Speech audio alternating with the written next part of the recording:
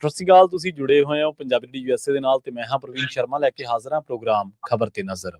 ਖਬਰ ਤੇ ਨਜ਼ਰ ਪ੍ਰੋਗਰਾਮ ਦੇ ਵਿੱਚ ਕੀ ਅਹਿਮ ਤੇ ਕਈ ਖਾਸ ਖਬਰਾਂ ਨੂੰ ਲੈ ਕੇ ਚਰਚਾ ਕਰਨ ਦੇ ਲਈ ਜੁੜ ਚੁੱਕੇ ਨੇ ਪੰਜਾਬ ਤੋਂ ਸੀਨੀਅਰ ਪੱਤਰਕਾਰ, ਉੱਘੇ ਲੇਖਕ ਅਤੇ ਸਰਗਰਮ ਸਮਾਜਿਕ ਕਾਰਕੁਨ ਦੀਪਕ ਸ਼ਰਮਾ ਚਨਾਰਥਲ ਜੀ। ਸ਼ਰਮਾ ਜੀ, ਸਤਿ ਸ਼੍ਰੀ ਅਕਾਲ, ਸਵਾਗਤ ਹੈ ਜੀ।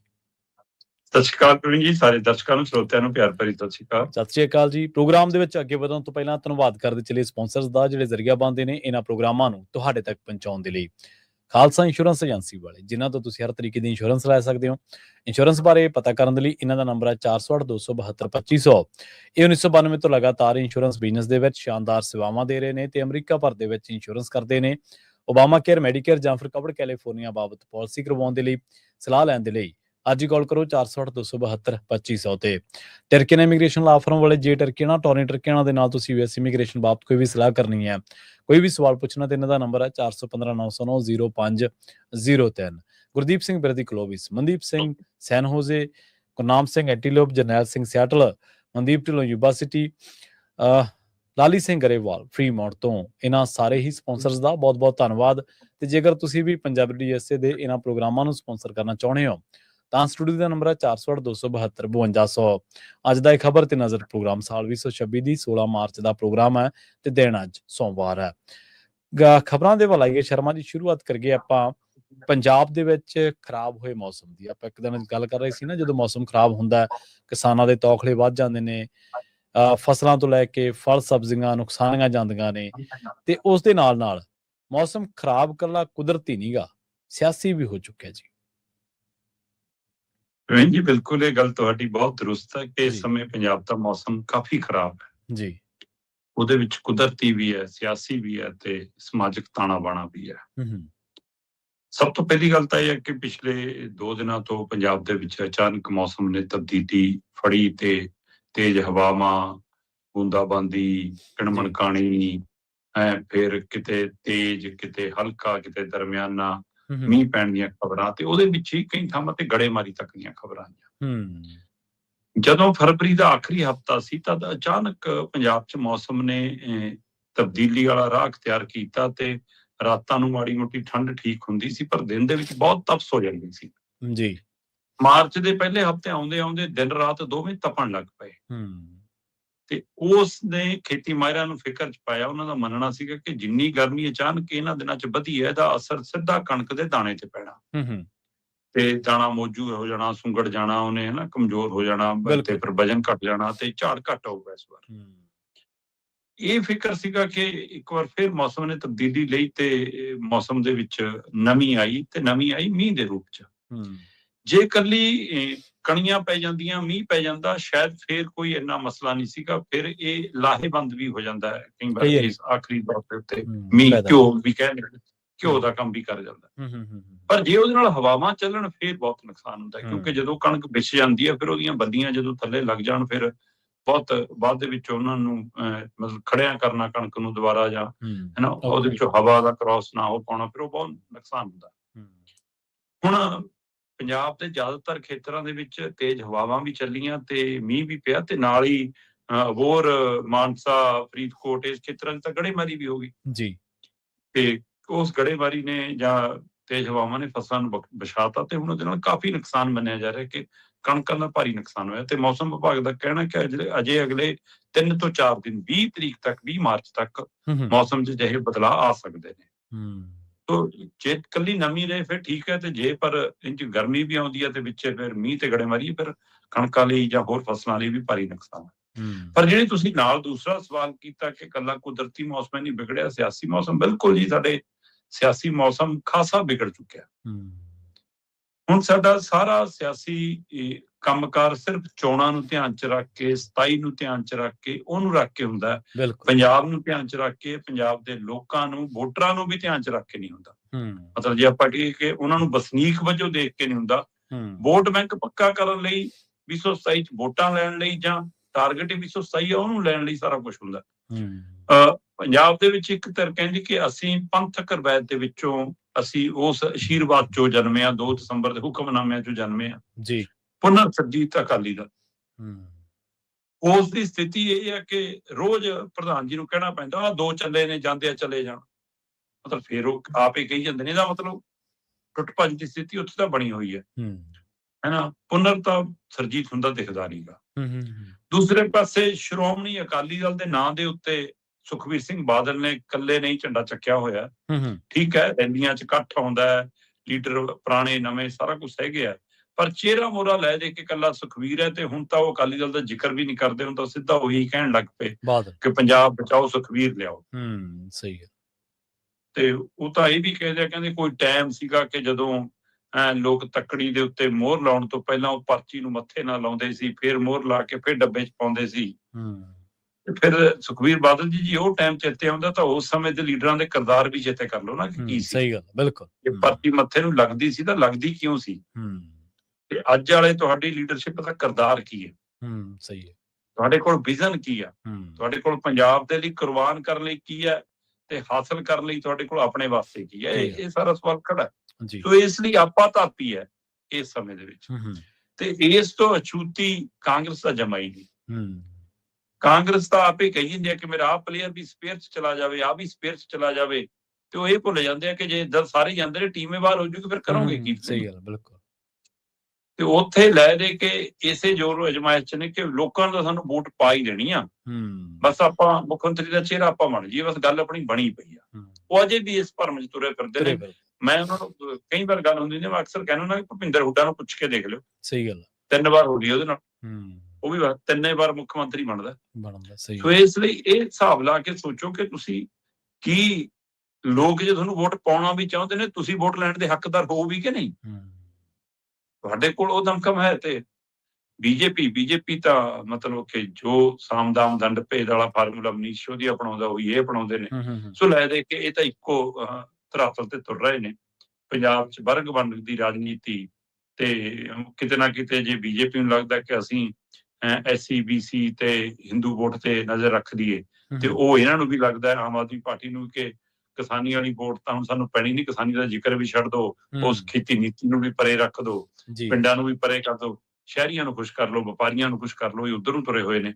ਸੋ ਲੈ ਦੇ ਕੇ ਸਾਰਿਆਂ ਦਾ ਟੀਚਾ 2027 ਹੈ, ਤੇ ਇਸ ਲਈ ਪੰਜਾਬ ਦੇ ਵਿੱਚ ਸਿਆਸੀ ਫਿਜ਼ਾ ਦਾ ਮੌਸਮ ਕਾਫੀ ਵਿਗੜਿਆ ਹੋਇਆ ਹੈ, ਔਰ ਜਿਹੜਾ ਮੈਨੂੰ ਦਰੁਸਤ ਹੁੰਦਾ ਦਿਖਦਾ ਨਹੀਂ। ਜੀ ਬਿਲਕੁਲ ਸਹੀ ਕਿਹਾ, ਬਿਲਕੁਲ। ਤੁਸੀਂ ਸ਼ਰਮਾ ਜੀ ਜਦੋਂ ਸਾਰੀਆਂ ਧਿਰਾਂ ਪੈ ਹੀ ਵੋਟਾਂ ਮਗਰ ਜਾਣ, ਤੇ ਫਿਰ ਮੁੱਦੇ ਕਿਹਨੇ ਚੱਕਣੇ, ਫਿਰ ਤਾਂ ਜਿਹੜੇ ਤਰੀਕੇ ਨਾਲ ਵੋਟਾਂ ਜ਼ਿਆਦਾ ਪੈਣਗੀਆਂ ਉਹ ਕੈਲਕੂਲੇਸ਼ਨ ਵਾਲੇ ਪਾਸੇ ਤੁਰ ਪਏ ਨਾ, ਹੁਣ ਮਸਲਿਆਂ ਦੇ ਹੱਲ ਵਾਲੇ ਪਾਸੇ ਨਹੀਂ। ਅਗਲੀ ਗੱਲ ਕਰੀਏ ਸਿਆਸੀ ਵਰਤਾਰਿਆਂ ਦੇ ਵਿੱਚੋਂ ਇੱਕ ਦੀ, ਅਮਿਤ ਸ਼ਾਹ ਦੀ ਰੈਲੀ ਨੇ ਕਹਿੰਦੇ ਵਿਰੋਧੀਆਂ ਨੂੰ ਫਿਕਰਾਂ ਦੇ ਵਿੱਚ ਪਾਤਾ, ਪਰ ਕਈ ਸਵਾਲਾਂ ਨੂੰ ਵੀ ਜਨਮ ਦਿੱਤਾ। ਜਿਹਦੇ ਵਿੱਚ ਕੋਈ ਦੋ ਰਾਏ ਨਹੀਂ ਕਿ ਮੋਗੇ ਦੇ ਵਿੱਚ ਭਾਰਤੀ ਜਨਤਾ ਪਾਰਟੀ ਦੀ ਆਪਣੇ ਦਮਖਮ ਦੇ ਉੱਤੇ ਇੱਕ ਵੱਡੀ ਰੈਲੀ ਸੀ, ਔਰ ਇਹ ਰੈਲੀ ਨੂੰ ਉਹ 2027 ਦੇ ਆਪਣੇ ਆਗਾਜ਼ ਵਜੋਂ ਦੇਖ ਰਹੀ ਸੀ ਕਿ ਅਸੀਂ 2027 ਦੇ ਵਿੱਚ ਜਿਵੇਂ ਪੰਜਾਬ 'ਚ ਪੈਰ ਧਰਾ ਕਰਨਾ, ਉਹਦੇ ਲਈ ਇਹ ਨੀਂਹ ਪੱਟਣੀ ਬਹੁਤ ਜ਼ਰੂਰੀ ਹੈ। ਤੇ ਜਿਹੜੀ ਅਮਿਤ ਸ਼ਾਹ ਤੋਂ ਅਸੀਂ ਟੱਕ ਲਵਾਇਆ, ਤੇ ਇਹਦਾ ਅਸਰ ਬਾਕੀ ਦਲਾਂ ਤੇ ਕਿੰਨਾ ਕੁ ਹੈ ਉਹਦਾ ਅੰਦਾਜ਼ਾ ਇਸ ਗੱਲ ਤੋਂ ਲੱਗ ਜਾਂਦਾ ਕਿ ਪਿਛਲੇ 2.5-3 ਦਿਨਾਂ ਤੋਂ ਮਤਲਬ ਜੇ ਆਪਾਂ ਸ਼ਨੀਵਾਰ ਦੇ ਹਵਾਲੇ ਨਾਲ ਵੀ ਦੇਖੀਏ ਤਾਂ ਉਸ ਤੋਂ ਬਾਅਦ ਐਤਵਾਰ ਪੂਰਾ ਲੰਘ ਗਿਆ, ਸੋਮਵਾਰ ਪੂਰਾ ਲੰਘ ਗਿਆ, ਤੇ 2 ਦਿਨ ਉਹ ਤੇ ਚਲੋ ਬਾਕੀ ਮਿਲਾ ਕੇ 2.5 ਦਿਨਾਂ ਦੇ 3 ਦਿਨਾਂ ਦੇ ਹਿਸਾਬ ਨਾਲ ਜੇ ਆਪਾਂ ਹਿਸਾਬ ਲਾਈਏ ਤਾਂ ਮੁੱਖ ਮੰਤਰੀ ਭਗਵੰਤ ਮਾਨ 4-5 ਵਾਰ ਅਮਿਤ ਸ਼ਾਹ ਦਾ ਨਾਂ ਜਪ ਚੁੱਕਿਆ ਹੁਣ ਤੱਕ। ਸਹੀ। ਇਹਦਾ ਮਤਲਬ ਉਹਨਾਂ ਨੂੰ ਫਿਕਰ ਪਿਆ ਕਿ ਜਿਹੜੇ ਕੋਰ ਵੋਟ ਬੈਂਕ ਤੇ ਸਾਡੀ ਨਜ਼ਰ ਆ ਉੱਥੇ ਹੀ ਬੀਜੇਪੀ ਖੇਡ ਰਹੀ ਹੈ, ਜਾਂ ਜਿੱਥੇ ਅਸੀਂ ਖੇਡਣਾ ਚਾਹੁੰਦੇ ਬੀਜੇਪੀ ਉੱਥੇ ਸੰਨ ਲਾ ਰਹੀ ਹੈ, ਕੀ ਹੈ। ਸਹੀ। ਦੂਸਰਾ, ਰਾਜਾ ਵੜਿੰਗ ਵੀ ਇਸੇ ਤਰੀਕੇ ਕਾਰਨ ਨਾਲ ਨਿਸ਼ਾਨੇ ਤੇ ਲੈ ਰਹੇ ਨੇ ਅਮਿਤ ਸ਼ਾਹ ਨੂੰ, ਭਾਜਪਾ ਨੂੰ। ਪ੍ਰਤਾਪ ਬਾਜਵਾ ਵੀ ਲੈਂਦੇ ਦੇਖੇ ਗਏ। ਹਾਂ, ਸੁਖਬੀਰ ਬਾਦਲ ਉਹਨਾਂ ਕੀ ਸਹਿਜੇ ਜੇ ਲੈ ਰਹੇ ਨੇ ਜਿੰਨਾ ਕਿ ਅਮਿਤ ਸ਼ਾਹ ਨੇ ਇਹਨਾਂ ਨੂੰ ਲਿਆ। ਸੋ ਉਹਨਾਂ ਕਿ ਦੇਖੋ ਜੀ ਤੁਹਾਡੇ ਨੇੜੇ ਮੋਦੀ ਅਮਿਤ ਸ਼ਾਹ ਥੋੜਾ ਹੋ ਸਕਦਾ ਜਿੰਨੇ ਬਾਦਲ ਸਾਹਿਬ ਸੀ, ਜਿੰਨੇ ਅਸੀਂ ਨੇੜੇ ਆ, ਹਨਾ, ਉਹ ਇਹੀ ਜਿਹੀਆਂ ਗੱਲਾਂ ਦੀਆਂ ਮਤਲਬ। ਸਹੀ ਹੈ। ਸੋ ਕੁੱਲ ਮਿਲਾ ਕੇ ਸਥਿਤੀ ਇਹ ਹੈਗੀ ਹੈ ਕਿ ਅਮਿਤ ਸ਼ਾਹ ਦੀ ਰੈਲੀ ਨੇ ਵਿਰੋਧੀ ਦਲਾਂ ਨੂੰ ਫਿਕਰ 'ਚ ਵੀ ਪਾਇਆ, ਔਰ ਬੀਜੇਪੀ ਦੀ ਚਰਚਾ ਵੀ ਤੁਰੀ ਹੈ ਪੰਜਾਬ 'ਚ। ਇਹਨੂੰ ਤੁਸੀਂ ਅਣਦੇਖਿਆ ਕਰਕੇ ਨਹੀਂ ਤੁਰ ਸਕਦੇ। ਔਰ ਬੀਜੇਪੀ ਕਿਤੇ ਨਾ ਕਿਤੇ ਇਹ ਮਹਿਸੂਸ ਕਰਨ ਲੱਗ ਪਈ ਹੈ ਕਿ ਅਸੀਂ ਸੱਤਾ 'ਚ ਆਈਏ ਚਾਹੇ ਨਾ ਆਈਏ, ਪਰ ਜਿਹੜਾ ਆਊਗਾ ਉਹ ਸਾਡੇ ਰਹਿਮੋ ਕਰਮ ਨਾਲ ਆਊਗਾ। ਸਹੀ ਹੈ, ਸਹੀ ਹੈ। ਇਹ ਅਸੀਂ ਡਿਸਾਈਡ ਕਰਨ ਵਾਲੀ ਗੇਮ 'ਚ ਇਸ ਵਾਰ ਜ਼ਰੂਰ ਹੋਵਾਂਗੇ, ਉਹ ਇਹ ਉਮੀਦ ਕਰਦੇ ਕਿ ਫੈਸਲਾਕੁਨ ਸਥਿਤੀ 'ਚ ਅਸੀਂ ਹੋਵਾਂਗੇ। ਸਹੀ ਹੈ। ਕਿਉਂਕਿ ਅਕਸਰ ਬੀਜੇਪੀ ਇਹਨਾਂ ਮੰਗ ਤੱਤਾ ਖਾਣ ਦੇ ਲਈ ਨਹੀਂ ਤੁਰਦੀ, ਉਹ ਪਹਿਲਾਂ ਥੱਲੇ ਦਾਤੀ ਫੇਰਦੀ ਆ, ਹਵਾ 'ਚ ਲਟਕਾਉਂਦੀ ਆ ਸਾਰਾ ਕੁਝ ਨੂੰ, ਫਿਰ ਉਹ ਆਪਣੀ ਝੋਲੀ 'ਚ ਪਾਉਂਦੀ ਆ। ਸੋ ਉਹਨੇ ਪੰਜਾਬ ਦੀਆਂ ਜੜ੍ਹਾਂ 'ਚ ਦਾਤੀ ਫੇਰਨੀ ਬਹੁਤ ਦੇਰ ਤੋਂ ਸ਼ੁਰੂ ਕੀਤੀ ਹੋਈ ਆ, ਤੇ ਹੁਣ ਉਹ ਹਵਾ 'ਚ ਲਟਕਾਉਣ ਵਾਲੀ ਸਥਿਤੀ 'ਚ ਆਉਂਦੇ ਜਾ ਰਹੇ ਨੇ। ਇਸ ਲਈ ਸੋਚਣਾ ਪੈਣਾ ਕਿ ਗੱਲ ਕੀ ਆ। ਜੀ, ਜੀ। ਅਮਿਤ ਸ਼ਾਹ ਦੀ ਰੈਲੀ ਦੇ ਵਿੱਚ ਇੱਕ ਹੂੰ, ਤਾਂ ਬੀਜੇਪੀ ਦੇ ਪਾਰਟੀ ਦੇ ਲੀਡਰ ਦੇ ਨਾਤੇ ਸੀ ਅਮਿਤ ਸ਼ਾਹ, ਹੂੰ, ਇੱਕ ਦੇਸ਼ ਦੇ ਗ੍ਰਹਿ ਮੰਤਰੀ ਨਾਤੇ ਸੀ। ਦੋ ਪਹਿਲੂਆਂ ਤੋਂ ਦੇਖਣ ਦੀ ਲੋੜ ਹੈ। ਜੀ, ਜੀ।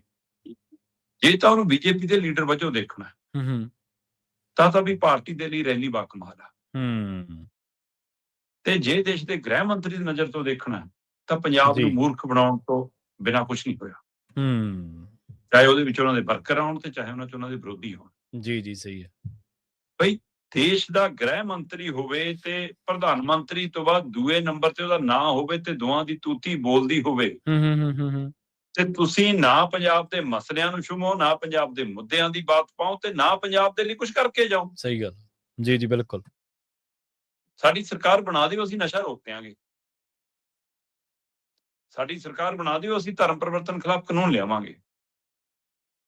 ਸਰਕਾਰ ਬਣਾ ਦਿਓ। ਜੀ, ਕੇਂਦਰ 'ਚ ਬਿਲਕੁਲ। ਸਰਕਾਰ ਹੈ ਹੂੰ। ਤੁਹਾਡੀ, ਹੂੰ, ਹੂੰ, ਹੂੰ, ਤੇ ਪੰਜਾਬ ਸਰਹੱਦੀ ਸੂਬਾ ਹੈ ਤੇ ਨਸ਼ਾ ਜੀ। ਸਰਹੱਦ ਪਾਰ ਤੋਂ ਆਉਣ ਦੀਆਂ ਗੱਲਾਂ ਤੁਸੀਂ ਵੀ ਕਰਦੇ ਹੋ, ਬਾਕੀ ਦਲ ਵੀ ਕਰਦੇ ਨੇ। ਫਿਰ ਫਰਕ ਕੀ ਰਹਿ ਗਿਆ? ਤੇ ਜੇ ਬਾਕੀ ਸਰਹੱਦ ਪਾਰ ਤੋਂ ਹੀ ਆ ਰਿਹਾ ਹੈ ਤੇ ਹੂੰ, ਸਰਹੱਦ ਤੁਹਾਡੇ ਕੰਟਰੋਲ 'ਚ ਹੈ। ਸਰਹੱਦ ਕੀ ਤੁਸੀਂ ਅੱਧਾ ਪੰਜਾਬ 50 ਕਿਲੋਮੀਟਰ ਦੇ ਹਵਾਲਾ ਕੰਟਰੋਲ 'ਚ ਕੀਤਾ ਹੋਇਆ। ਕਰੀ ਬੈਠੇ। ਜੇ ਫਿਰ ਵੀ ਨਸ਼ਾ ਪੰਜਾਬ 'ਚ ਆ ਰਿਹਾ, ਫਿਰ ਤਾਂ ਜ਼ਿੰਮੇਵਾਰ ਤੁਸੀਂ ਹੋ। ਸਹੀ ਗੱਲ ਹੈ, ਬਿਲਕੁਲ। ਹੂੰ, ਤੇ ਫਿਰ ਤੁਸੀਂ, ਤੁਹਾਡੀ ਸਰਕਾਰ ਆਉਣ ਤੇ ਰੁਕੂਗਾ ਕਿ ਵਧੂਗਾ? ਹੂੰ, ਸਹੀ ਹੈ। ਇਹ ਦੱਸ ਦਿਓ। ਫਿਰ ਬਿਲਕੁਲ। ਮੇਨ ਸਪਲਾਇਰ ਤੁਸੀਂ ਬਣ ਜਾਓਗੇ, ਅੱਜ ਦੂਏ ਨੇ ਸਪਲਾਇਰ। ਹੂੰ, ਦੇ ਦਿਓ ਜਵਾਬ। ਹੂੰ, ਜਾਂ ਤਾਂ ਤੁਸੀਂ ਅੱਜ ਰੋਕ ਕੇ ਆਉਂਦੇ ਕਿ ਲਓ ਵੀ ਹੁਣ ਪੰਜਾਬ 'ਚ ਨਸ਼ਾ ਨਹੀਂ ਆਊਗਾ, ਸਾਨੂੰ ਸਮਝ ਆ ਗਈ ਕਿ ਸਰਹੱਦ ਪਾਰ ਤੋਂ ਕਿਵੇਂ ਆਉਂਦਾ, ਸਾਡੀ ਸਿਕਿਉਰਿਟੀ ਹੈ, ਸਾਡਾ ਸਾਰਾ ਕੰਟਰੋਲ ਹੈ, ਨਸ਼ਾ ਬੰਦ ਹੈ ਜੀ ਅੱਜ ਤੋਂ। ਹੂੰ, ਦੇਖੇ, ਤੁਸੀਂ ਰੈਲੀ ਕੀਤੀ ਪੰਜਾਬ ਦੇ ਵਿੱਚ ਵੋਟਾਂ ਹਾਸਲ ਕਰਨ ਲਈ। ਜੀ। ਤੁਸੀਂ ਪੰਜਾਬ ਦੇ ਚਿਰਾਂ ਤੋਂ ਤੁਰੇ ਆਉਂਦੇ ਮੁੱਦਿਆਂ 'ਚੋਂ ਕਿਸੇ ਮੁੱਦੇ ਤੇ ਉਂਗਲ ਨਹੀਂ ਧਰੀ।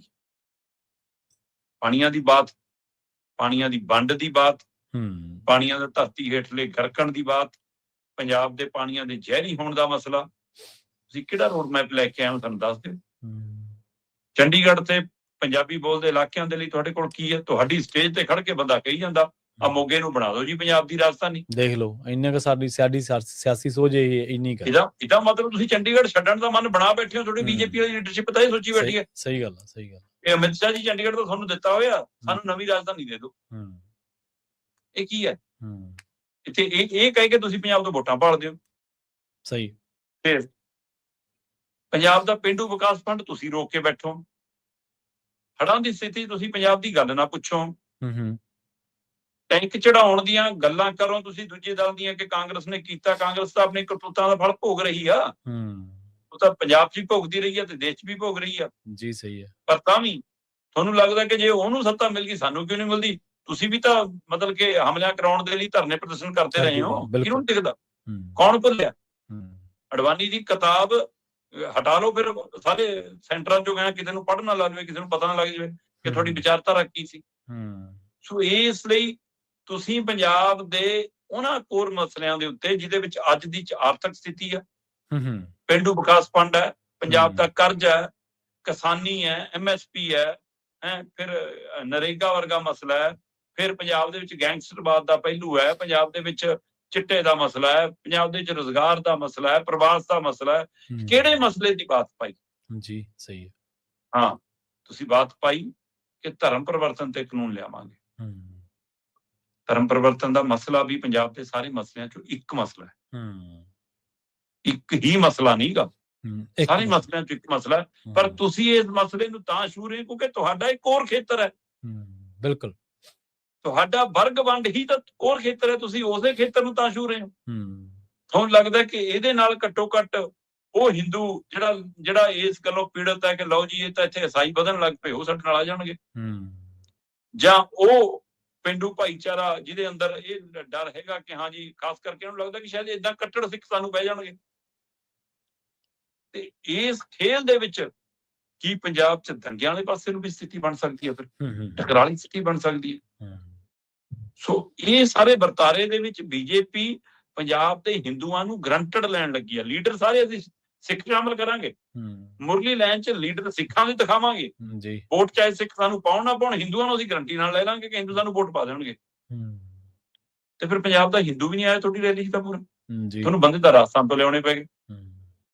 ਮੋਗੇ 'ਚ ਰੈਲੀ ਕਰ ਰਹੇ ਹਾਂ ਜੀ, ਸੈਂਟਰ 'ਚ ਰੈਲੀ ਕਰ ਰਹੇ ਹਾਂ ਜੀ, ਸਾਰੀ ਲੀਡਰਸ਼ਿਪ ਲੱਗੀ ਹੈ ਜੀ ਸਾਡੀ, ਬੀਜੇਪੀ ਵੀ ਲੱਗੀ ਹੈ ਤੇ ਅੱਧੀ ਤੋਂ ਵੱਧ ਚਿਹਰੇ ਕਾਂਗਰਸੀ ਦਿਖਦੇ ਨੇ, ਕਾਂਗਰਸੀ ਵੀ ਲੱਗੇ ਨੇ, 2-4 ਅਕਾਲੀਆਂ ਵਾਲੇ ਆਏ ਨੇ, ਉਹ ਵੀ ਦਿਖਦੇ ਨੇ। ਇੰਨੇ ਜਣੇ ਮਿਲਾ ਕੇ ਵੀ ਤੁਸੀਂ ਇਕੱਠ ਕਰ ਰਹੇ ਹੋਏ 12,000 15,000 ਦਾ। ਤੁਸੀਂ ਰੈਲੀ ਮਤਲਬ ਏਦਾਂ ਕੀਤੀ, ਏਦਾਂ ਨਹੀਂ ਕੀਤੀ ਜੀ, ਸਹੀ ਹੈ। ਕਿਉਂਕਿ ਤੁਸੀਂ ਕਨਾਤਾਂ ਦੇ ਹਿਸਾਬ ਨਾਲ ਅੱਜ ਦੇ ਟਾਈਮ 'ਚ CID ਤੋਂ ਲੈ ਕੇ ਪੱਤਰਕਾਰ ਜਦੇ ਗਣ ਲੈਂਦੇ ਕਿ ਇੰਨੀਆਂ ਕਨਾਤਾਂ ਲੱਗੀਆਂ, ਇੱਕ ਕਨਾਤ ਥੱਲੇ ਇੰਨੀਆਂ ਕੁਰਸੀਆਂ ਹੁੰਦੀਆਂ, ਇੰਨੀਆਂ ਲੱਗੀਆਂ ਨੇ, ਗੁਣਾ ਕਰਕੇ ਇੰਨੇ ਬੰਦੇ ਬੈਠਦੇ ਨੇ। 12 ਤੋਂ 15,000 ਤੋਂ ਵੱਧ ਇਕੱਠ ਨਹੀਂ ਸੀ ਕਿ ਉਸ ਇਕੱਠ ਦੇ ਵਿੱਚ ਰਾਜਸਥਾਨ ਦੀਆਂ ਬੱਸਾਂ ਖੜੀਆਂ ਸੀ ਬਾਹਰ। ਜੀ ਜੀ ਜੀ, ਬਿਲਕੁਲ। ਫਿਰ ਹਿਸਾਬ ਲਾਓ ਨਾ ਕਿ ਪੰਜਾਬ ਕਿਉਂ ਨਹੀਂ ਆਇਆ ਅਜੇ ਵੀ ਤੁਹਾਡੀ ਰੈਲੀ 'ਚ। ਇਹ ਬਹੁਤ ਕੁਝ ਸੋਚਣ ਦੀ ਲੋੜ ਆ ਬੀਜੇਪੀ ਨੂੰ। ਪੰਜਾਬ ਜਮਨਾ ਪਾਰ ਵਾਲਾ ਪੰਜਾਬ ਨਹੀਂ ਗਾ। ਬਿਲਕੁਲ ਬਿਲਕੁਲ, ਸੋਚ ਕੇ ਆਇਓ। ਜੀ, ਸਹੀ ਹੈ। ਤੇ ਅਗਲੀ ਗੱਲ ਕਰੀਏ ਇਹਨਾਂ ਸਿਆਸੀ ਵਰਤਾਰਿਆਂ ਦੇ ਵਿੱਚੋਂ ਇੱਕ ਹੀ ਵਿਧਾਨ ਸਭਾ ਦੇ ਬਾਰੇ ਆਪਾਂ ਗੱਲਬਾਤ, ਜਦੋਂ ਸੈਸ਼ਨ ਚੱਲ ਰਿਹਾ ਸੀ, ਜਦੋਂ ਸ਼ੁਰੂਆਤ ਹੋਈ ਸੀ, ਜਿਸ ਦਿਨ ਖਹਿਰਾ ਐਪੀਸੋਡ ਵਾਪਰ ਉਹਦੇ ਵੀ ਆਪਾਂ ਗੱਲਬਾਤ ਕੀਤੀ ਸੀ। ਨੌਟੰਕੀ ਦੀ ਸਟੇਜ ਬਣਾ ਕੇ ਰੱਖਤਾ ਜੀ ਵਿਧਾਇਕਾਂ ਨੇ ਪੰਜਾਬ ਦੀ ਵਿਧਾਨ ਸਭਾ ਨੂੰ। ਪ੍ਰਵੀਨ ਜੀ, ਅਫਸੋਸ ਹੁੰਦਾ ਹੈ ਕਿ ਸਾਡੇ MLA ਪੰਜਾਬ ਦੇ ਮੁੱਦਿਆਂ ਤੇ ਬਾਤ ਕਰਨ ਦੇ ਲਈ ਕਿਉਂ ਤਨਦੇਹੀ ਨਾਲ ਜ਼ੋਰ ਜਮਾਇਸ਼ ਨਹੀਂ ਕਰਦੇ। ਸਹੀ ਹੈ ਜੀ। ਇਹ ਮੀਡੀਆ ਨੂੰ ਦਿਖਾਉਣ ਲਈ, ਆਪਣੇ ਹੱਕਾਂ ਨੂੰ ਦਿਖਾਉਣ ਲਈ, ਦੋ ਤਰੀਕੇ ਦੇ ਨਾਲ ਹੀ ਇਹ ਵਿਧਾਨ ਸਭਾ 'ਚ ਨਜ਼ਰ ਆਉਂਦੇ ਨੇ ਕਿ ਸਾਡੀ ਰੀਲ ਬਣ ਜਾਵੇ, ਸਾਡੀ ਮੀਡੀਆ 'ਚ ਬਾਈਟ ਬਣ ਜਾਵੇ, ਅਸੀਂ ਸਕਰੀਨ ਤੇ ਦਿਖ ਜਾਈਏ, ਕੇਜਰੀਵਾਲ ਤੇ ਕੇਜਰੀਵਾਲ ਦੀ ਘਰ ਵਾਲੀ ਤੇ ਮਨੀਸ਼ ਸਿਸੋਦੀਆ ਉਹ ਖੁਸ਼ ਹੋ ਜਾਵੇ, ਉਹਨਾਂ ਦਾ ਗੁਣਗਾਨ ਕਰ ਦਈਏ। ਤੇ ਮਤਲਬ ਗੱਲ ਕਰਨ ਤੋਂ ਲੱਗਿਆ ਹੀ ਪਹਿਲਾਂ ਹੀ ਭਗਵੰਤ ਮਾਨ ਜੀ ਦੀ ਅਗਵਾਈ ਦੇ ਵਿੱਚ ਪੰਜਾਬ ਸਰਕਾਰ, ਕੇਜਰੀਵਾਲ ਜੀ ਦੀ ਦੂਰਦ੍ਰਿਸ਼ਟੀ ਦੀ ਅਗਵਾਈ 'ਚ ਪੰਜਾਬ ਸਰਕਾਰ, ਵੀ ਸਰਕਾਰ ਪੰਜਾਬ ਦੀ ਹੈ ਤੇ ਪੰਜਾਬ ਸਰਕਾਰ ਆਪਣੇ ਆਪ 'ਚ ਪੂਰਨ ਹੈ। ਸਹੀ ਗੱਲ ਹੈ। ਇਹ ਪਤਾ ਨਹੀਂ ਕਿੱਥੋਂ ਆਇਆ, ਬਾਦਲ ਸਰਕਾਰ, ਕੈਪਟਨ ਸਰਕਾਰ, ਚੰਨੀ ਸਰਕਾਰ, ਮਾਨ ਸਰਕਾਰ, ਸੈਂਟਰ 'ਚ ਮੋਦੀ ਸਰਕਾਰ, ਹੈਨਾ। ਬਈ ਸਰਕਾਰ ਤਾਂ MLA MPਆਂ ਨੂੰ ਮਿਲਾ ਕੇ ਬਣਦੀ ਹੈ ਨਾ। ਸਹੀ ਹੈ। ਤੇ ਪਰ ਜੇ ਤੁਸੀਂ ਸਵਾਲ ਕਰ ਲਓ ਉਹਨਾਂ ਨੂੰ, ਤੁਸੀਂ ਬਧੂਆ ਮਜ਼ਦੂਰ, ਫਿਰ ਕਹਿੰਦੇ ਜੀ ਤੁਸੀਂ ਨਹੀਂ ਜੀ ਅਪਮਾਨ ਕਰ ਰਹੇ ਹੋ। ਬਿਲਕੁਲ, ਫਿਰ ਦੂਜੇ ਪਾਸੇ ਬਧੂਆ ਮਜ਼ਦੂਰ ਦਾ ਮਤਲਬ ਕੀ ਹੈ ਕਿ ਤੁਹਾਨੂੰ ਜਿਸ ਖੇਤਰ ਲਈ ਕੰਮ ਕਰਨ ਲਈ ਚੁਣਿਆ, ਤੁਹਾਨੂੰ ਤੁਹਾਡੇ ਮਾਲਕ ਨੇ ਆਪਣਾ ਰੱਸਾ ਪਾ ਕੇ ਆਪਣੇ ਜੋਗੇ ਰੱਖ ਲਿਆ ਕਿ ਉਹਦੀ ਖੁਰਲੀ ਤੋਂ ਪਰੇ ਨਾ ਜਾਓ। ਫਿਰ ਤੁਸੀਂ ਓਨਾ ਹੀ ਚਰਦੇ ਹੋ ਤੇ ਓਨਾ ਹੀ ਬੋਲਦੇ ਹੋ, ਫਿਰ ਬਧੂਆ ਮਜ਼ਦੂਰ ਨਹੀਂ ਤਾਂ ਹੋਰ ਕੀ ਕਹੇ ਬੰਦਾ। ਤੇ ਇਸ ਨੂੰ ਤੁਸੀਂ ਜੇ ਧਰਮ ਜਾਤ ਫਿਰਕੇ ਨਾਲ ਜੋੜੋਗੇ ਤਾਂ ਅਫਸੋਸ ਹੈ। ਸਹੀ ਗੱਲ ਹੈ, ਬਿਲਕੁਲ। ਫਿਰ ਤੁਸੀਂ ਇਹਦਾ ਮਤਲਬ ਮੁੱਦੇ ਤੇ ਆਉਣਾ ਹੀ ਨਹੀਂ ਚਾਹੁੰਦੇ। ਮੈਂ ਕਹਿੰਦਾ ਵਿਰੋਧੀ ਨਲਾਇਕ ਨੇ, ਮਤਲਬ ਬੇਮਤਲਬ ਖਹਿਰੇ ਨੇ ਉਹ ਬੋਲ ਕੇ ਵਿਵਾਦ ਖੜਾ ਕੀਤਾ, ਬੇਮਤਲਬ ਮੈਂ ਕਹਿੰਦਾ ਬੈਂਡ ਬਾਜੇ ਵਾਲਾ ਬੋਲ ਕੇ ਉਹਨੇ ਬੇਮਤਲਬ ਵਿਵਾਦ ਖੜਾ ਕੀਤਾ। ਠੀਕ ਹੈ ਨਾ, ਪ੍ਰਤਾਪ ਬਾਜਵਾ। ਤੁਸੀਂ ਇਹੋ ਜਿਹਿਆਂ ਨੂੰ ਲਾਂਭੇ ਕਰੋ ਕਿ ਤੁਸੀਂ ਨਲਾਇਕ ਹੋ, ਅਸੀਂ ਤੁਹਾਡੀ ਗੱਲ ਨਹੀਂ ਕਰਦੇ, ਅਸੀਂ ਪੰਜਾਬ ਦੀ ਗੱਲ ਕਰਨਾ ਆ, ਹੋ ਜਾਓ ਬੜੇ ਜੀ। ਸਹੀ ਗੱਲ ਹੈ। ਦਿਖਾਓ ਵੱਡਾਪਣ, ਦਿਖਾਓ ਦਲੇਰਪਣ। ਮਤਲਬ ਮਹਿਲਾ ਕਮਿਸ਼ਨ ਕਹਿੰਦੀ ਹੈ, ਬਾਕੀ ਬੀਬੀਆਂ ਦੇ ਵਿੰਗ ਕਹਿੰਦੇ, ਅੱਛਾ ਜੀ ਮੁੱਖ ਮੰਤਰੀ ਸਾਹਿਬ ਤਾਂ ਸੁਣਿਆ ਨਹੀਂ ਜੀ ਅਜੇ। ਕਮਾਲ ਹੈ ਬਈ। ਸਹੀ ਹੈ। ਮਤਲਬ ਉਹਦੀ ਗੱਲ ਅਸੀਂ ਸੁਣੀ ਵੀ ਨਹੀਂ, ਤੇ ਉਹ ਇੱਕ ਪ੍ਰੈਸ ਕਾਨਫਰੰਸ 'ਚ ਬੀਬੀਆਂ ਜੀ ਨੂੰ ਪੁੱਛਿਆ ਜਾ ਰਿਹਾ ਸੀ, ਨਹੀਂ ਜੀ ਉਹ ਤਾਂ ਉਹਨਾਂ ਨੇ ਨਿੱਜੀ ਗੱਲ ਸੁਣਾਈ ਆ, ਅਪਮਾਨ ਥੋੜਾ ਕੀਤਾ ਜੀ। ਨਿੱਜੀ ਗੱਲ ਸ਼ੋਭਾ ਦਿੰਦੀ ਹੈ ਇਸ ਤਰ੍ਹਾਂ। ਕਮਾਲ ਹੈ ਵੀ। ਮਤਲਬ ਪ੍ਰਿੰਡ ਪਟੋਲਾ, ਪਾਕਿਸਤਾਨੀ ਝੰਡਾ, ਹੈਨਾ, ਭਰਜਾਈ, ਹੁਣ ਵੀ ਭਰਜਾਈ, ਪਹਿਲਾਂ ਵੀ ਭਰਜਾਈ, ਹੈਨਾ, ਇਹਦੇ ਨਾਲ ਔਰ ਜ਼ਿਆਦਾ ਪਾਣੀ, ਮਤਲਬ ਸਾਡਾ ਤਰੀਕਾ ਕਰਕੇ। ਫਿਰ ਸਰਕਾਰ ਨੇ ਮਸਲੇ ਹੱਲ ਕਰਨੇ ਆ ਕਿ ਡਰਾਮਾ ਕਰਨਾ ਜੀ। ਕਹਿੰਦੇ ਜੀ ਸਿਲੰਡਰ ਨਹੀਂ ਮਿਲਦਾ ਪੰਜਾਬ ਵਾਲਿਆਂ ਨੂੰ, ਇਸ ਲਈ ਅਸੀਂ ਚੋਲੇ ਪਾ ਕੇ ਪ੍ਰਦਰਸ਼ਨ ਕਰਾਂਗੇ ਜੀ। ਬਜਟ ਸੈਸ਼ਨ ਦੇ ਆਖਰੀ ਦਿਨ ਖਾਸਾ ਹੋ ਹੱਲਾ ਮਚਾਇਆ ਆਮ ਆਦਮੀ ਪਾਰਟੀ ਦੇ ਵਿਧਾਇਕਾਂ ਨੇ, ਵਿਧਾਨ ਸਭਾ ਦੇ ਬਾਹਰ ਵੀ, ਵਿਧਾਨ ਸਭਾ ਦੇ ਅੰਦਰ ਵੀ। ਬੜੇ ਨਰਿੰਦਰ ਮੋਦੀ, ਸਰੈਂਡਰ ਖਾਸੇ ਨਾਅਰੇਬਾਜ਼ੀ ਕੀਤੀ। ਮੈਂ ਕਿਹਾ ਵੀ ਕਮਾਲ ਆ, ਪੰਜਾਬ ਦੇ ਲੋਕਾਂ ਦਾ ਇੰਨਾ ਫਿਕਰ ਪੈ ਗਿਆ ਸਿਲੰਡਰਾਂ ਦਾ। ਬਾਅਦ ਚੋਂ ਪਤਾ ਲੱਗਿਆ ਕਿ ਸਵੇਰੇ ਜਦੋਂ ਆਪ ਆਏ ਤਾਂ ਆਪ ਨੂੰ ਨਾਸ਼ਤਾ ਨਹੀਂ ਮਿਲਿਆ ਉੱਥੇ, ਕਹਿੰਦੇ ਜੀ ਸਿਲੰਡਰ ਨਹੀਂ ਮਿਲੇ। ਤਾਂ ਆਪਣੇ ਨਾਸ਼ਤਾ, ਜਦੋਂ ਆਪਣਾ ਢਿੱਡ ਖਾਲੀ ਸੀ ਤਾਂ ਚੀਕਾਂ ਮਾਰੀਆਂ। ਪੰਜਾਬ ਦੇ ਲੋਕਾਂ ਦਾ ਫਿਕਰ ਤਾਂ ਇੰਨੇ ਦਿਨਾਂ ਦਾ ਹਾਕਾਰ ਮਾਨਿਆ ਕਿ ਪੰਜਾਬ 'ਚ ਸਿਲੰਡਰ ਨਹੀਂ ਮਿਲ ਰਹੇ, ਪੰਜਾਬ 'ਚ ਮੁਸ਼ਕਲ ਆ ਗਈ, ਪੰਜਾਬ 'ਚ ਪੈਟਰੋਲ ਡੀਜ਼ਲ ਵਾਲੀ ਦਿੱਕਤ ਆ ਗਈ, ਪੰਪ ਬੰਦ ਹੋ ਰਹੇ ਨੇ, ਪੁਲਿਸ ਲਾਉਣੀ ਪੈ ਰਹੀ ਹੈ, ਧੱਕਾ ਮੁੱਕੀ ਹੋ ਰਹੀ ਹੈ, ਤੇ ਜਦ ਨਹੀਂ ਦਿਖਿਆ ਤੁਹਾਨੂੰ। ਤੁਸੀਂ ਪ੍ਰਬੰਧ ਕੀ ਕੀਤਾ? ਨਾਰੇ ਮਾਰਨ ਤੋਂ ਇਲਾਵਾ ਕੇਂਦਰ ਦੇ ਕਿਸੇ ਮੰਤਰੀ ਨਾਲ, ਕਿਸੇ ਅਧਿਕਾਰੀ ਨਾਲ ਕੋਈ ਤਾਲਮੇਲ, ਕੋਈ ਚਿੱਠੀ ਪੱਤਰ, ਕੋਈ ਫੋਨ ਰਾਬਤਾ, ਕੋਈ ਵਫਦ ਭੇਜਿਆ, ਕੋਈ ਗੱਲ ਕੀਤੀ, ਕੋਈ ਸਥਿਤੀ ਜਾਣੀ, ਕੱਲ ਨੂੰ ਦਰਬਾਰ ਸਾਹਿਬ ਦੇ ਵਿੱਚ ਘਟੇ ਨਾ ਗੈਸ, ਕੋਈ ਇਹਦੇ ਲਈ ਗੱਲ ਕੀਤਾ ਕੀ ਆ ਤੁਸੀਂ? ਦੱਸਿਓ ਮੈਨੂੰ। ਸਹੀ ਹੈ। ਸਵੈ ਨਟੰਕੀ ਤੋਂ ਅਸਲ ਚ ਜਿਹੀ ਜੀ ਕੋਕੋ ਉਹੇ ਜੇ ਨਿਆਣੇ, ਸੋ ਜਿਹੇ ਜਿਹਾ ਮੁਖੀ ਸਾਡਾ ਫਿਰ ਉਹੇ ਜੇ ਨਾਲ ਦੇ ਪਿੱਛੇ ਵਾਲੀ ਪੂੰਛਾਂ। ਸੋ ਸਾਰੀ ਇਹੀ ਕੰਮ ਤੇ ਨੇ, ਸਾਰਿਆਂ ਨੇ ਨਟੰਕੀ ਦਾ ਕੰਮ ਫੜਿਆ, ਚਾਹੇ ਉਧਰਲੇ ਪਾਸੇ ਬਿਠਾ ਲਓ ਚਾਹੇ ਇੱਧਰਲੇ ਪਾਸੇ ਬਿਠਾ ਲਓ। ਸਵੈ ਡਰਾਮੇਬਾਜ਼ੀ ਤੋਂ ਬਿਨਾਂ ਪੰਜਾਬ ਦੀ ਵਿਧਾਨ ਸਭਾ ਚ ਇਸ ਵਾਰ ਕੁਝ ਨਹੀਂ ਹੋਇਆ। ਪਿਛਲੀਆਂ ਲਗਾਤਾਰ ਅਸੀਂ ਇਹ ਵਰਤਾਰਾ ਲਗਾਤਾਰ ਦੇਖਦੇ ਆ ਰਹੇ ਹਾਂ। ਪਿਛਲੇ ਕੁਝ ਦਹਾਕਿਆਂ ਤੋਂ ਪੰਜਾਬ ਦੀ ਵਿਧਾਨ ਸਭਾ ਦਾ ਮਿਆਰ ਲਗਾਤਾਰ ਥੱਲੇ ਜਾ ਰਿਹਾ, ਕਿਉਂਕਿ ਅਸੀਂ ਪੰਜਾਬ ਦੇ ਮਸਲਿਆਂ ਦੇ ਹਾਣ ਦੇ ਲੀਡਰ ਨਹੀਂ ਚੁਣ ਪਾ ਰਹੇ। ਇਹ ਅਫਸੋਸ ਹੈ ਜੀ। ਰੌਲਾ ਇਸ ਗੱਲ ਦਾ ਨਾ, ਜਿਵੇਂ ਤੁਸੀਂ ਮਿਆਰ ਦੇ ਜ਼ਿਕਰ ਕੀਤਾ ਸ਼ਰਮਾ ਜੀ, ਕਿ ਹਰ ਬੰਦਾ ਆਪਣੀ ਲੀਕ ਵੱਡੀ ਕਰੀ ਜਾਂਦਾ। ਮਤਲਬ ਜੇ ਕਾਂਗਰਸੀ, ਜਿਵੇਂ ਤੁਸੀਂ ਪ੍ਰਤਾਪ ਬਾਜਵਾ ਦੀ ਜਾਂ ਸੁਖਪਾਲ ਖਹਿਰੇ ਦੀ ਗੱਲ ਕੀਤੀ ਹੈ, ਇਹਨਾਂ ਨੇ ਬਿਆਨਬਾਜ਼ੀ ਦੇ ਵਿੱਚ ਜਾਂ ਢੋਂਗ ਕਰਨ ਚ ਉਹਨਾਂ ਨੂੰ ਪਿੱਛੇ ਛੱਡਣਾ, ਇਹ ਦੌੜ ਹੈ। ਜਦ ਕਿ ਇਹ ਨਹੀਂ ਗਾ ਕਿ ਅਸੀਂ ਬਈ ਆਪਦਾ ਕੰਮ ਕਰਦੇ ਹਾਂ। ਜਿਵੇਂ ਵਿਧਾਨ ਸਭਾ ਦੇ ਉਹ ਮਜੀਠੀਆ ਤੇ ਗੁਰਜੀਤ, ਰਾਣੇ ਗੁਰਜੀਤ ਵਾਲਾ, ਉਹ ਤਾਂ ਐਪੀਸੋਡ ਅੱਜ ਜਿਵੇਂ ਇਸ ਤਰ੍ਹਾਂ ਕਰਤੇ ਨੇ, ਐਂ ਲੱਗਦਾ ਕਿ ਉਹ ਉੱਥੋਂ ਹੀ ਇਹਨਾਂ ਨੇ ਕਹਿ ਦੇਣਾ ਬਈ ਇਹ ਤਾਂ ਜਾਇਜ਼ ਹੀ ਸੀਗਾ, ਇੰਨਾ ਕੁ ਕੰਮ, ਇੰਨਾ ਕੁਛ ਤਾਂ ਜਾਇਜ਼ ਹੀ ਹੁੰਦਾ ਰਿਹਾ ਜੋ ਹੁੰਦਾ ਰਿਹਾ। ਅਗਲੀ ਗੱਲ ਕਰੀਏ ਸਰਕਾਰ ਦੀ, ਕੋਈ ਕਹਿੰਦੇ ਵੋਟਾਂ ਦੇ ਵੇਲੇ ਹੁਣ ਯਾਦ ਆ ਗਈਆਂ ਜਿਹੜੀਆਂ ਦੂਜੀਆਂ ਸਕੀਮਾਂ, ਤੇ ਉਹਨਾਂ ਸਕੀਮਾਂ ਦੇ ਵਿੱਚ ਹੁਣ ਹੌਲੀ ਹੌਲੀ ਇਸ ਤਰ੍ਹਾਂ ਦਾ ਦਾਇਰਾ ਵਧਾ ਲਿਆ ਵੀ ਸਾਰੇ ਜਿਹੜੇ ਲੋਕ ਨੇ ਉਹ ਲਾਭਪਾਤਰੀ ਬਣ ਜਾਣ। ਆਪਾਂ ਨੂੰ ਪਤਾ ਵੋਟ ਤੰਤਰ ਪੰਜਾਬ ਦੇ ਲਈ ਕਿੰਨਾ ਖਤਰਨਾਕ ਹੋ ਰਿਹਾ। ਫ੍ਰੀ ਬੀਜ ਜਿਹੜੇ ਨੇ ਉਹ ਖਜ਼ਾਨੇ ਦਾ ਬੁਰਾ ਹਾਲ ਕਰ ਰਹੇ ਨੇ, ਪਰ ਸਰਕਾਰ ਕਹਿੰਦੀ ਸਾਨੂੰ ਕੀ, ਇਸ ਦਾ ਧਨਾਡਾ ਨੂੰ ਵੀ ਰਾਸ਼ਨ ਦੇਵਾਂਗੇ। ਪ੍ਰਵੀਨ ਜੀ, ਜਦੋਂ ਲੰਘੇ ਵਰੇ ਦੇ ਵਿੱਚ ਸਤੰਬਰ ਦੇ ਵਿੱਚ ਕੇਂਦਰ ਦਾ ਇੱਕ ਫਰਮਾਨ ਆਇਆ ਕਿ ਸੂਚੀਆਂ 'ਚ ਸੁਧਾਈ ਕਰੋ ਜਿਨ੍ਹਾਂ ਨੂੰ ਮੁਫਤ ਕਣਕ ਮਿਲਦੀ ਆ ਜੀ, ਹੈ ਨਾ, ਉਹਦੇ ਮਾਮਲੇ ਦੇ ਵਿੱਚ ਸੁਧਾਈ ਕਰੋ ਕਿ ਇਹ ਕੀ ਇਹਦੇ ਵਿੱਚ ਸਾਰੇ ਜਾਇਜ਼ ਨੇ ਜਾਂ ਕੀ ਨੇ। ਤੇ ਉਸ ਸਮੇਂ ਅੰਕੜਾ ਇਸ ਕਿ 10 ਲੱਖ ਦੇ ਕਰੀਬ ਨਾਮ ਕੱਟੇ ਜਾਣੇ। ਪੰਜਾਬ ਸਰਕਾਰ ਨੇ ਨੋਟੀਫਿਕੇਸ਼ਨ ਜਾਰੀ ਕਰਤਾ ਸੀ 10 ਲੱਖ ਬੰਦਿਆਂ ਦੇ ਰਾਸ਼ਨ ਕਾਰਡ ਤੇ ਨੀਲੇ ਪੀਲੇ ਕਾਰਡਾਂ ਨੂੰ ਲੈ ਕੇ ਭਗਵੰਤ ਮਾਨ ਬਹੁਤ ਟੋਟਕੇ ਚੁਟਕਲੇ ਇਸ ਚੀਜ਼ਾਂ ਤੋਂ ਸੁਣਾਉਂਦੇ ਰਹੇ ਨੇ ਕਿ ਦੇਖੋ ਜੀ ਕਾਰਾਂ ਚ ਲੈਣ ਆਉਂਦੇ ਨੇ ਜੀ ਰਾਸ਼ਨ, ਆਏ ਨੇ ਜੀ, ਹੈ ਨਾ, ਬੜੇ ਜ਼ਿਮੀਂਦਾਰ ਨੂੰ ਵੀ ਮਿਲ ਗਿਆ ਜੀ, ਗਰੀਬਾਂ ਦੀ ਰੋਟੀ ਖਾ ਗਏ ਜੀ, ਆਹ ਕਰ ਗਏ ਜੀ, ਆਪਣੇ ਸਰਪੰਚਾਂ ਨੂੰ ਪਤਾ ਜੀ, ਬਹੁਤ ਕੁਝ ਕਹਿੰਦੇ ਹੁੰਦੇ ਸੀ। ਤੇ ਜਦੋਂ ਹੁਣ ਆਹ ਸਾਲ ਚੜ੍ਹਿਆ, ਇਹਨਾਂ ਨੂੰ ਫਿਕਰ ਪਿਆ ਕਿ ਆਪਾਂ ਤਾਂ 10 ਲੱਖ ਕਿਤੇ ਵੋਟ ਨਾ ਗਵਾ ਲਈਏ। ਜੀ, ਇਹਨਾਂ ਨੇ ਜਦੇ ਨਵਾਂ ਨੋਟੀਫਿਕੇਸ਼ਨ ਆ 11 ਮਾਰਚ ਨੂੰ ਜਾਰੀ ਕਰਤਾ ਕਿ ਪੰਜਾਬ 'ਚ 10 ਲੱਖ ਹੋਰ ਰਾਸ਼ਨ ਕਾਰਡ ਬਣਾ ਦਿਓ, ਤੇ ਜੇ ਹੋਰ ਵੀ ਕੋਈ ਬਣਾਉਣਾ ਚਾਹੁੰਦਾ ਬਣਾ ਦਿਓ, ਜਿੰਨੇ ਰਾਸ਼ਨ ਕਾਰਡ ਬਣਨੇ ਆ ਬਣਾ ਦਿਓ। ਜੀ, ਹੁਣ ਫਾਰਮੂਲਾ ਕੀ ਆ ਕੇਂਦਰ ਵਾਲਾ? ਕੇਂਦਰ ਵੱਲੋਂ ਜਿਹੜੀ ਕਣਕ ਆਉਂਦੀ ਆ ਉਹਦੇ ਵਿੱਚ ਪੰਜਾਬ ਵਾਲੇ ਮੰਨ ਲਓ ਆਪਣੀ ਦਾਲ ਨਾਲ ਐਡ ਕਰ ਲੈਂਦੇ ਨੇ, ਕੁਛ ਕਰ ਲੈਂਦੇ ਨੇ, ਹੈ ਨਾ, ਕਣਕ ਦਾਲ ਮਿਲੀ ਜਾਂਦੀ ਹੈ ਲੋਕਾਂ ਨੂੰ, ਜੋ ਵੀ ਉਹਦੇ ਵਿੱਚ ਪ੍ਰਕਿਰਿਆ ਇਹ ਹੁੰਦੀ ਹੈ ਕਿ ਵੀ ਜੇ ਤਾਂ ਤੁਹਾਡੀ ਸਾਲ ਦੀ 2 ਲੱਖ ਤੋਂ ਘੱਟ ਆਮਦਨ, ਤੁਸੀਂ ਟੈਕਸ ਪੇਈ ਨਹੀਂ ਹੈਗੇ, ਤੁਸੀਂ 5 ਏਕੜ ਤੋਂ ਵੱਧ ਜ਼ਮੀਨ ਦੇ ਮਾਲਕ ਹੈਗੇ ਹੋ ਜੀ, ਫਿਰ ਤੁਸੀਂ ਇਸ ਦਾਇਰੇ 'ਚ ਨਹੀਂ ਆਉਂਦੇ। ਜੇ 2 ਲੱਖ ਤੋਂ 1,80,000 ਜਾਂ ਤੁਹਾਡੀ ਆਮਦਨ ਵੱਧਦਾ, ਤੁਹਾਨੂੰ ਰਾਸ਼ਨ ਨਹੀਂ ਮਿਲੂਗਾ।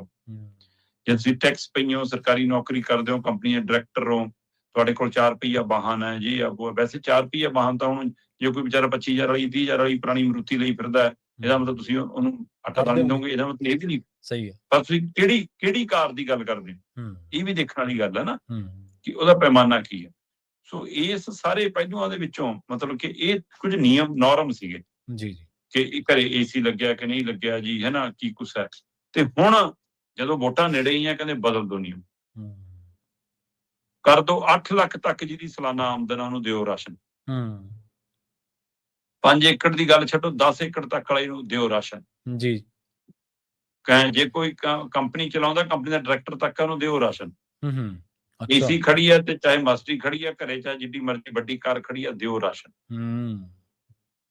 ਤੇ ਹੁਣ ਇਹ ਕਹਿੰਦੇ ਵੀ ਕਣਕ ਸੈਂਟਰ ਵਾਲਾ ਫਾਰਮੂਲਾ, ਜੇ ਕਣਕ ਨਹੀਂ ਵੀ ਦਊਗੇ, ਸੈਂਟਰ ਕਿਸੇ ਨੂੰ ਬਾਹਰ ਰੱਖਦੀ ਆ, ਤਾਂ ਆਪਾਂ ਦਾਲ, ਲੂਣ, ਤੇਲ, ਹੈ ਨਾ, ਚੀਨੀ, ਚਾਹ ਪੱਤੀ ਤੇ ਉਹ ਪੈਕਟ ਉਹਦਾ ਹਲਦੀ ਦਾ, ਉਹ ਜ਼ਰੂਰ ਦੋ ਜੀ। ਸੋ ਮੁੱਖ ਮੰਤਰੀ ਭਗਵੰਤ ਮਾਨ ਜੀ ਆਪਣੀਆਂ ਰਾਸ਼ਨ ਕਿੱਟਾਂ ਦੇ ਕੇ ਆਪਣੀਆਂ ਵੋਟਾਂ ਪੱਕੀਆਂ ਕਰਨੀਆਂ ਚਾਹੁੰਦੇ, ਮਤਲਬ ਇੰਜ ਵੋਟਾਂ ਮਿਲਣਗੀਆਂ।